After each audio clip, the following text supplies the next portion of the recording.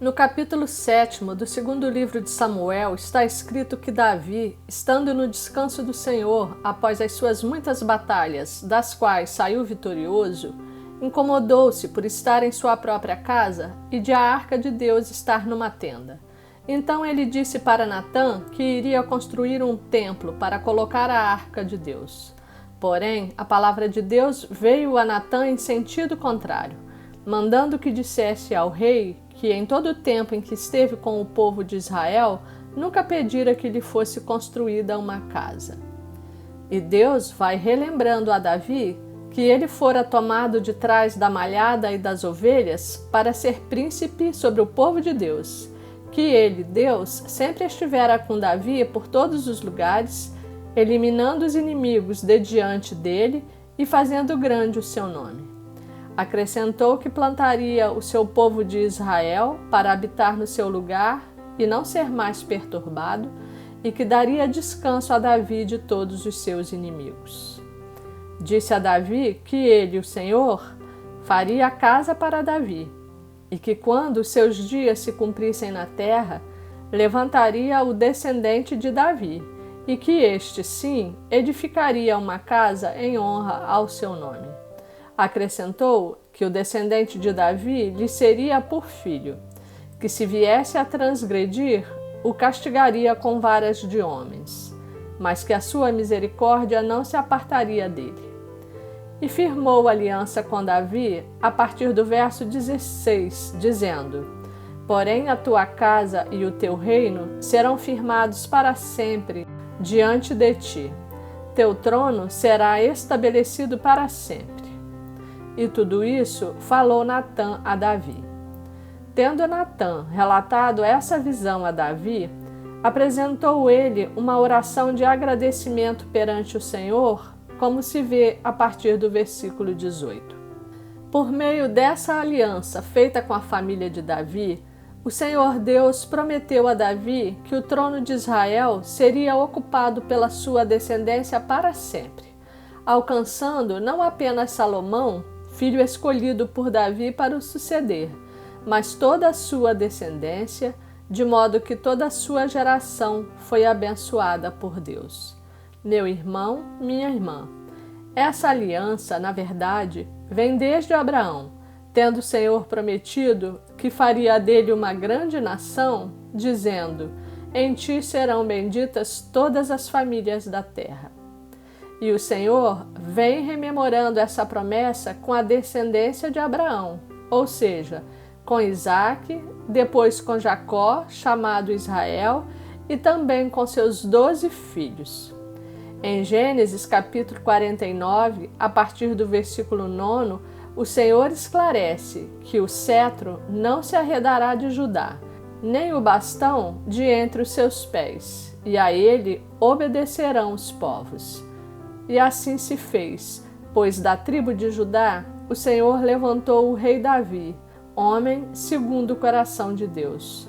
Por isso, é possível afirmar que a promessa feita a Davi pelo Senhor ia muito além do plano terreno e físico para com sua família, seus filhos, netos e bisnetos. Além de apontar para o futuro e dizer que da linhagem de Davi e da tribo de Judá se estabeleceria um reino que duraria para sempre, apontava, sobretudo, para o plano espiritual, com a subida ao trono daquele que seria o mediador de uma nova e eterna aliança. E isso se cumpriu em Jesus Cristo, pois ele nasceu de uma família de judeus da descendência de Davi. Como ensinado no Evangelho de Mateus, capítulo 1, 28 gerações separam Davi de Jesus Cristo, donde ele é chamado de filho de Davi. Deus é fiel e seus planos não podem ser frustrados, como é escrito no capítulo 44 do livro de Jó. Abraão, o pai da fé, não teve sua paternidade restrita à sua descendência biológica, tendo o Senhor estendido a sua paternidade a todos os que creem e professam essa mesma fé, conforme ensinado na carta aos Romanos, capítulo 4, no versículo 11. E o próprio Jesus Cristo cunhou esse conceito, como se vê no Evangelho de João, capítulo 8, verso 39, ao dizer que os verdadeiros filhos de Abraão são aqueles que praticam as obras de Abraão. Também Paulo, na carta aos Gálatas, capítulo 3, verso 39, ratifica todos os cristãos como descendentes de Abraão, ao dizer: "E se sois de Cristo, também sois descendentes de Abraão e herdeiros segundo a promessa." A aliança eterna que o Senhor fez com Abraão e sua descendência, a qual foi cumprida por meio de Jesus Cristo, continua viva, de pé e alcança a todos os que creem. Essa aliança de eternidade é para mim e para você. E Ele quer cumprir as suas promessas na nossa vida e na vida da nossa família, como bem expresso no livro de Atos, capítulo 16, no verso 31. Crê no Senhor Jesus Cristo e serás salvo, tu e tua casa. Essa promessa enche o nosso coração de esperança, de confiança e de alegria, porque Deus não faz acepção de pessoas. O amor dele é para todos e a única condição é aceitar com o coração que Jesus Cristo é o Filho de Deus encarnado, o qual se entregou em sacrifício e pagou na cruz pela nossa redenção. Quando confessamos a Jesus Cristo como Senhor e Salvador, Ele cumpre sua promessa. Nos acolhe como filhos amados e nos justifica de todo pecado, retirando de sobre nós toda acusação. E faz de nós novas criaturas, transportando-nos da morte para a vida. Tomemos posse dessa verdade para que possamos experimentar do amor de Deus, da sua fidelidade e para que suas promessas se cumpram em nós, tal qual está escrito no primeiro livro de Reis, capítulo 8, versículo 56. Bendito seja o Senhor, que deu repouso ao seu povo de Israel, segundo tudo o que prometera. Nem uma só palavra falhou de todas as suas boas promessas.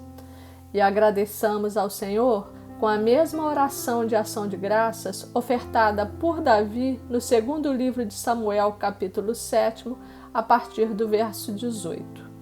Quem sou eu, Senhor Deus, e qual é a minha casa, para que me tenhas trazido até aqui? Foi isso ainda há pouco aos teus olhos, Senhor Deus, de maneira que também falaste a respeito da casa de teu servo para tempos distantes. E isto é instrução para todos os homens, ó Senhor Deus. Verso 22. Portanto, grandíssimo és, ó Senhor Deus, porque não há semelhante a ti, e não há outro Deus além de ti, segundo tudo o que nós mesmos temos ouvido. Verso 25.